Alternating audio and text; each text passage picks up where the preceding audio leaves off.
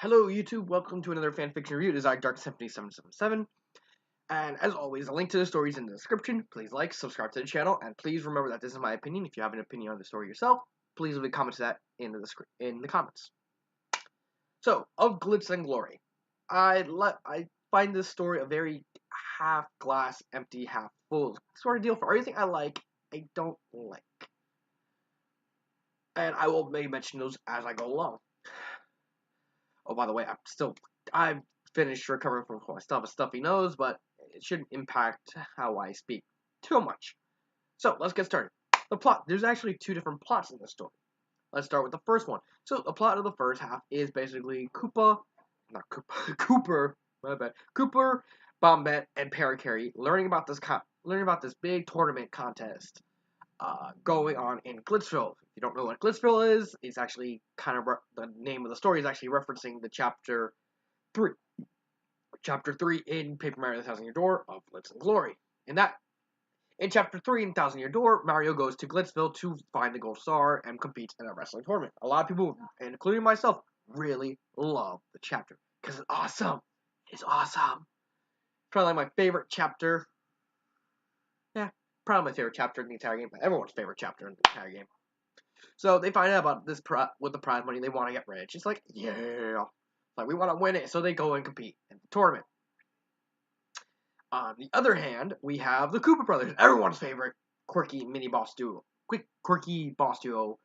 Teenage Mutant Ninja Turtles copies. They get roped in by the Koopa Mafia. I'm not joking. This is actually a thing. After robbing some pizza, I'm not joking. This is actually a thing. With them being forced to go to Glitzville and shut down the engines for Glitzville to crash it so that way they can get money. So, yay! Simply because, in their stories, the Koopas find out Grubba's not in charge anymore because spoiler alert for the Thousand Year Door, Grubba's the villain. Grubba's the bad guy, and so they want their money. They want that.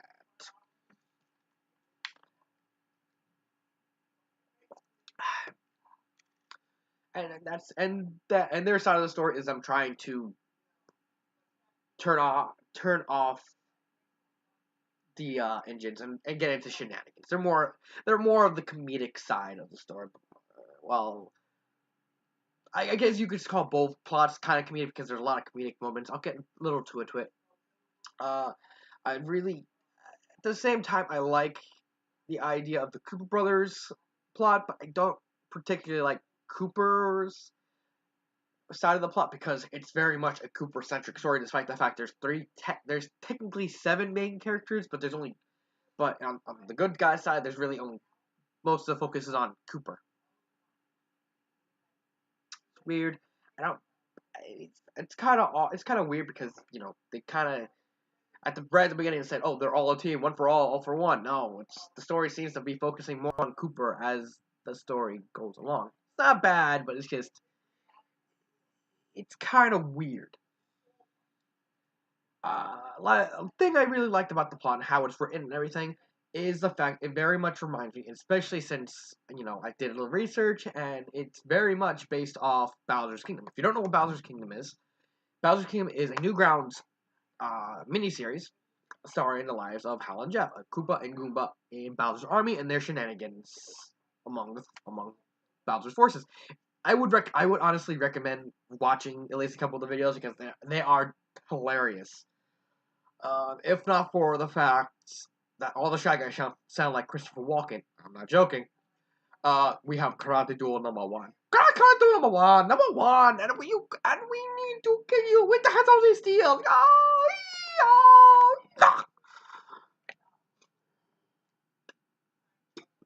It's a very weird and a lot of the story elements, especially the comedic elements, kind of remind one of watching an actual full-length episode of Bowser's Kingdom, which I give it a plus. But at the same time, there's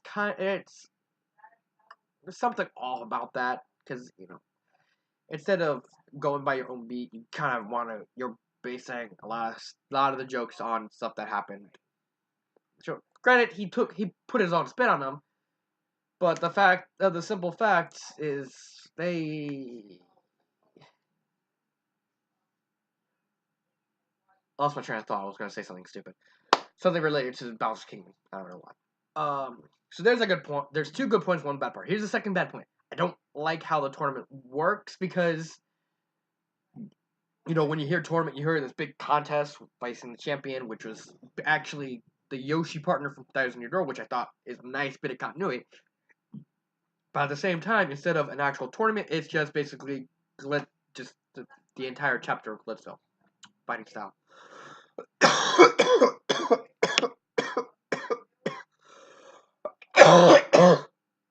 Sorry about that. It's like they go to a center. Jolene gives them a mission, gives them their opponents. You have to do this. Well, in the fight to win and progress. I didn't like that part. I didn't like the fact instead of being an actual tournament, it's basically just Glitzville. How Glitzville after? No, you can't. You gotta change it up a little bit. Characters. I really like the characters. I absolutely love the cameos from the characters in Bowser's Kingdom. If you don't know who they are Paul Hammerbro in the chapter when the Cooper brothers try to steal the pizza. He's literally the cashier registers, and he goes, "That's it. Not only are you trying to steal, rip me off, you're stealing the profits. That's it. I'm throwing hammers." And of course, I know I'm cutting ahead a little bit myself. But my favorite part is actually the cameo of the Karate Do number 1. They appear near the end of this, halfway through the story, and I really, really love Karate Do number 1. Mainly because they're so hilarious.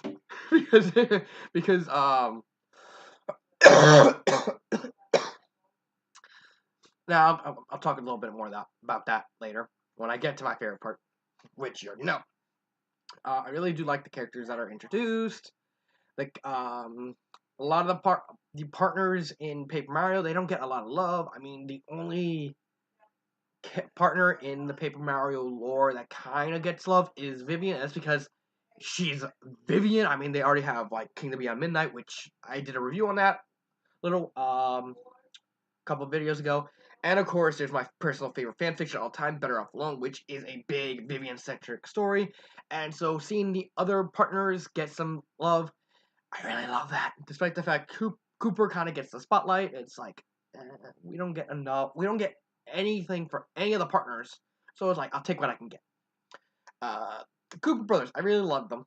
They're hilarious. They had a very, very interesting, hilarious dynamic of four friends who didn't really behaved a lot like a band of brothers.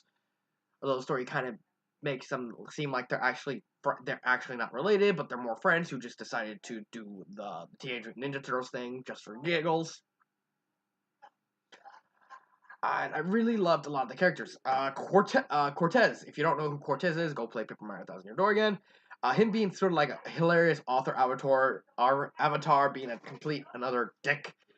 That's another little bit. It's like him showing up and saying, "Ah ha ha ha." Like it's like when they first run into Cortez, she warns him and said, "I won, ya Parakarry. You will lose all your money. You great misfortune will rain upon you." And then Parakarry's like, "Yeah, I'll believe it." And then they meet, and then they run into a casino, the Don Pinata's casino, and he loses all his money. He said, "How did I lose all my money?" And then Cortez, like, from all the way at the pier, said, "Ah, ha, ha, ha, I told you, Parakarry, ah, ha, ha, ha." And Cooper goes like, "Cortez!" A lot of the jokes actually made me laugh. If you want a very funny story, then go read this. It's hilarious. In terms, a lot of the characters at the same time, you don't get a lot of screen time, mainly because there's not enough original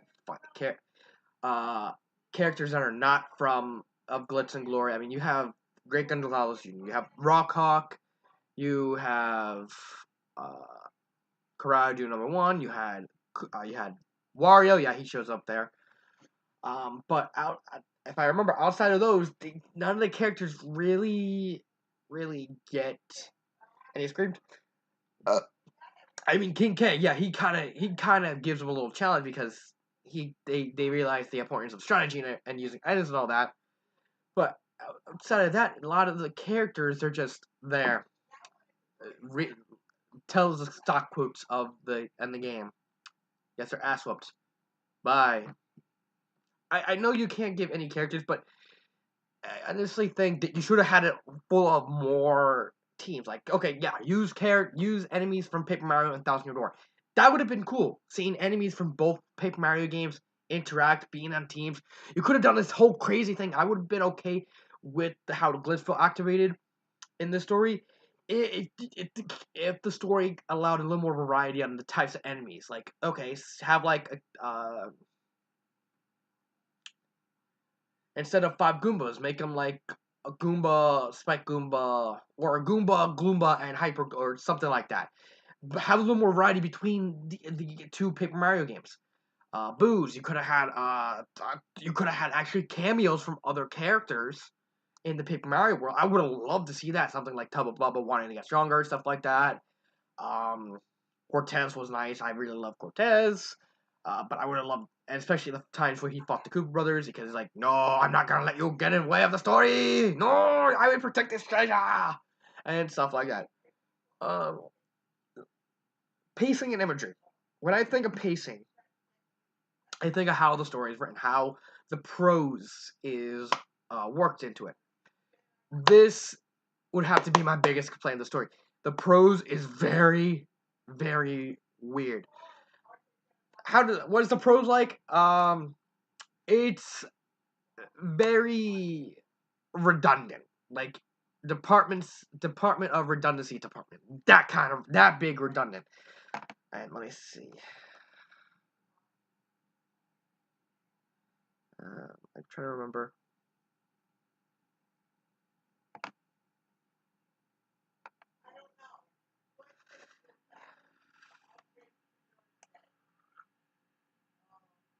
Yeah, this story. Yeah, this story is very, very redundant. Throughout the entire story, I'm literally going to read a sign that said,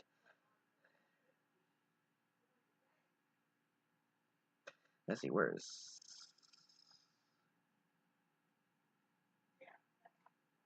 It's very. Sorry, I was trying to find out part where I could read it, but I wanna I wanna keep going at a smooth pace. There's a lot of redundant parts to it. It's throughout the entire story. I'm not joking. The author would in the prose, right? Oh, here's like a red. He will point this out and then and then the character will actually say it. Let me see if I can find one. Okay. Blah, blah, blah, blah.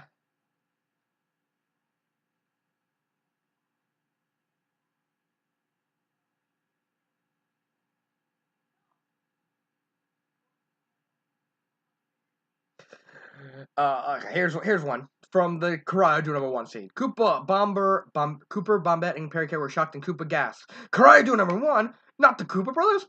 Oh, that's right. Welcome to #1. He spoke in his stereotypical Asian voice. The second one repeated, #1. Perry stupidly asked in the same fashion Lemmy did that one they were introduced to the web. That does not need to be there. The way that's written, it does not need to be there. You could have just said, Perry stupidly asked, wait, how can he be one if you're a duo? Because we have #1 beat all. Wait, what? that would have been easier. I mean, and this is throughout the entire story. I just thought I picked the one I would remember the easiest. Oops. Um, and and it gets very, very annoying really quickly because like it's being redundant. I don't want to be retold over and over again stuff that the character's already saying, or two, the prose is already telling us before the characters repeat it. It is stupid. It is redundant. It does not need to be there.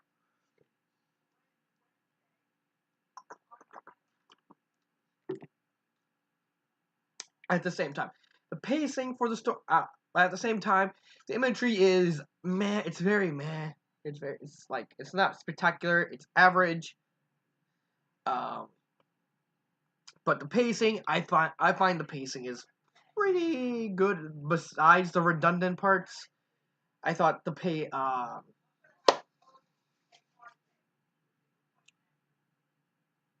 I'm kind of scatterbrained. The pacing is okay. Again, minus the very redundant parts. It could use a little work, but it's very clear the author is not gonna work on it. So, but I'm gonna call him out on it. Please fix that. Please, just fix it in any way possible. Finally, connection to genre and emotional investment. I'm thinking of switching this with wordplay, simply because of how because there's a million and one writing styles that everyone seems to have. I don't know. I wish someone would at least let me know. Should I get rid of this and switch it with wordplay, or should I switch it with something else? I'm thinking wordplay. I'm thinking this is kind of the whole connection to genre and emotional investment is kind of stupid. Um, it's kind of stupid. I'm not 100% sure. I know a mark of a very good story requires you to you want to come back and read it again. Hence why I did this. It's like, would I read this story again? Would I want to come back and read it again? Yeah, I would. I would. But this story, um, it, the only reason I would get invested into this story is because of the comedy. The comedy is riotous. This is the only reason why I would. That's the only reason why I came back to the story in the first place, because the story was that funny. I had a lot of laughs. I even laughed one part where my mom just laughed at. We just went, "Why are you laughing?" I said, "I'm reading a story and it's very funny." How? It's very stupid. Yeah. So you can only really get invested, in my eyes, into the comedy. Connection genre, it's an adventure. Humor, there's equal sides of humor and equal sides of adventure. It's kind of lacking the adventure because, but that's more in the fact of what the story is about than anything else. But you have the adventure in the Cooper Brothers side and plenty of humor in both sides. So would I recommend it? And favorite part. This is kind of a hard one because it's kind of hard to recommend. Kind of hard whether or not to recommend the story. On the one hand, you have the recommend, which is this is a very hilarious story. I mean, if you want something to laugh at, this story is one for you. It's very entertaining and full of laughs. I guarantee someone will laugh. Everyone will laugh at one point or another in the story. But at the same time, the writing. A lot of people would be put off by this writing, by the way the story is written itself.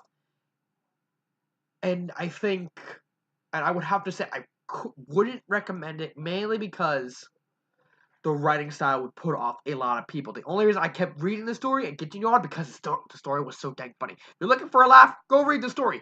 It's a riot. But if you don't want to take this story, but that's only if you don't want to take the story seriously, because you can't take the story seriously. However, if you come in trying to take the story seriously, you're just gonna get put off. Just gonna say no, not reading it, and leave and skedaddle. So I'm really on the wall, and I'm leaning more towards not recommending it, simply because the writing style would put pretty much a lot of people off. Favorite part, I already mentioned it earlier, the Karate Do #1 cameo. I love the Karate Do #1. Oh god, when I saw them in Bowser's Kingdom, I laughed because they were bottles of fun.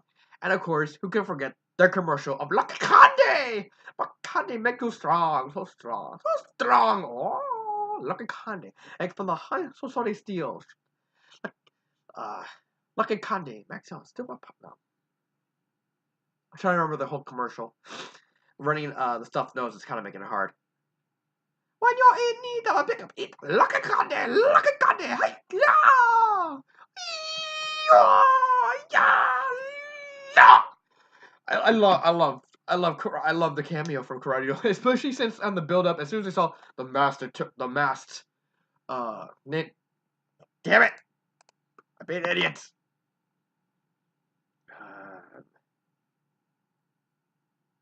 the masked mercenaries, they automatically thought, oh, it's the Cooper brothers. It's like, I read it, and it's like, is this the Cooper brothers?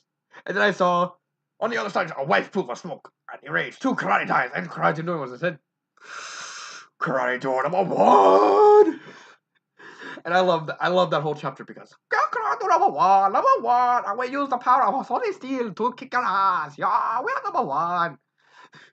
I loved Bowser's Kingdom, and I love the humor. Especially Karate doing one.